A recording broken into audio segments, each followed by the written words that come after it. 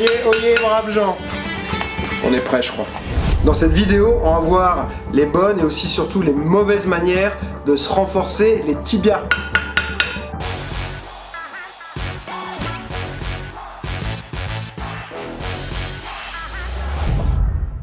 Assis. Alors, on voit souvent un peu tout et n'importe quoi sur comment renforcer ses tibias. Alors déjà, pourquoi renforcer ses tibias? C'est évident parce que ça fait mal quand on tape avec son tibia et donc on n'a pas envie d'avoir mal, mais on a quand même envie de pouvoir taper avec son tibia. Donc on va dire les choses les plus fréquemment utilisées, et je vais expliquer pourquoi c'est vraiment pas la meilleure idée. Ça va être notamment avec une bouteille de bière ou autre, mais une bouteille en verre en général, ou alors un bâton, et de venir rouler comme ça sur le tibia, hop, d'appuyer fort et de faire ça pendant plusieurs semaines, et à la fin on n'a plus mal. Alors effectivement, on va plus avoir mal parce que on tue les terminaisons nerveuses, sauf que on n'a absolument pas renforcé son os. Quand on connaît le fonctionnement du corps, si par exemple on fait de la musculation, on va détruire de la fibre musculaire, et ensuite il y a ce qu'on appelle le phénomène de surcompensation, c'est que le corps reconstruit toujours un petit peu plus quand on a cassé quelque chose. Donc si on se casse un os à un endroit, souvent ça va refaire un petit peu plus d'os, et en réalité ce sera plus solide à cet endroit précis. Et c'est pareil pour les muscles, il va réparer les fibres musculaires et il va en refaire un petit peu plus. Pour les tibias, il faut faire des petits traumas mais pas violents, qui vont permettre justement de reconstruire de plus en plus d'os.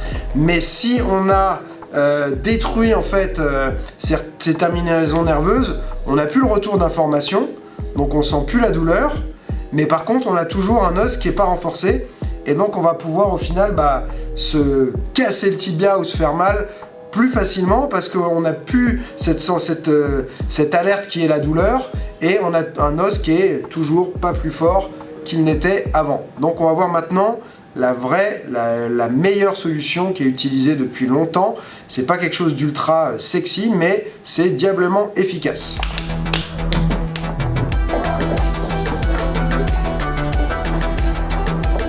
On n'aura pas besoin de ça. On n'aura pas besoin de ça non plus. On va pas se les rouler sur les tibias, on va pas se taper les tibias avec, donc on peut s'en débarrasser. La méthode la plus efficace, la plus saine, on va pas se faire des traumas et se détruire ces terminaisons nerveuses sans se renforcer et tout. C'est tout bête, c'est tout simple. C'est le travail au sac de frappe. Donc avoir un bon gros sac de frappe bien lourd, pas spécialement dur comme de la pierre, ça sert à rien de le remplir de sable. On va simplement se mettre devant son sac. Et si on fait du sac régulièrement, on se fait des séances et tout, en fait on le fait naturellement. Mais si on a vraiment un besoin particulier, ou ça peut être en échauffement, on va aller bien cibler son tibia. On peut cibler la partie basse, la partie moyenne, la partie haute sur le sac, et se faire des séries, boum, progressivement. Aller taper au sac, boum, en low kick par exemple, se faire des séries. Donc je peux faire plusieurs manières, je peux faire un côté, boum, puis l'autre, hop. Chaque fois, je change, je viens bien taper avec mon tibia. Au fur et à mesure du temps, si je sens que je sens absolument plus rien au niveau des tibias, je vais pouvoir rajouter des déplacements pour prendre plus en puissance. Donc je suis là, je vais faire un saut, m'envoyer mon tibia ici, là, pour travailler de plus en plus la puissance. Ça c'est plus à la fin quand on a déjà progressé, mais l'idée ça va être vraiment tout simple, hein. C'est j'envoie beaucoup de coups de pied au sac, en ciblant différents endroits du tibia, et c'est comme ça que je vais me renforcer au fur et à mesure. Et c'est un travail constant qu'on fait au départ pour renforcer et ensuite pour maintenir. Faut pas attendre un résultat miraculeux et de se dire en 3 séances c'est bon, c'est plié. Ça se fait sur plusieurs semaines, plusieurs mois, plusieurs années, ok. Mais c'est comme ça qu'on se renforce correctement les tibias.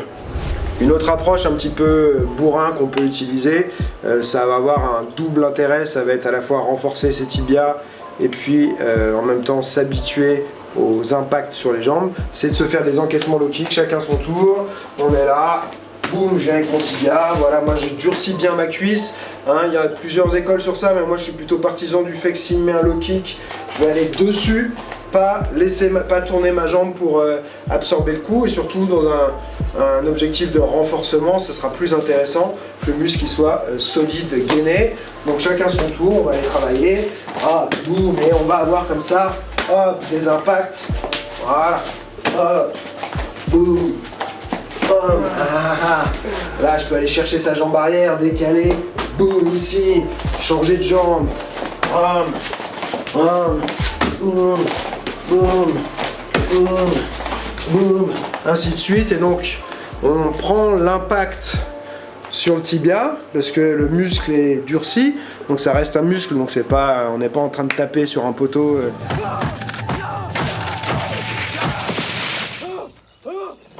On va s'habituer aux impacts. On n'est pas sur du tibia contre tibia, on n'est pas voilà, sur deux parties osseuses l'une contre l'autre, mais il n'y a pas besoin en fait de se mettre exactement dans le contexte traumatisant parce que ça va pas être assez progressif. Donc taper sur un sac, taper sur la cuisse de quelqu'un, c'est suffisamment dur pour stimuler ce dont j'ai parlé, donc le mécanisme de surcompensation. On va s'habituer aussi à gérer un peu la douleur. Parce qu'au départ, si on n'a jamais donné de coup de pied avec ses tibias, on n'est pas habitué à cette sensation qu'on interprète comme de la douleur. Et avec le temps, c'est pas forcément qu'on est en train de tuer ses terminaisons nerveuses, mais c'est aussi qu'on n'interprète plus ce signal-là comme quelque chose de réellement douloureux. On le connaît, on s'est habitué, et du coup on l'accepte plus facilement.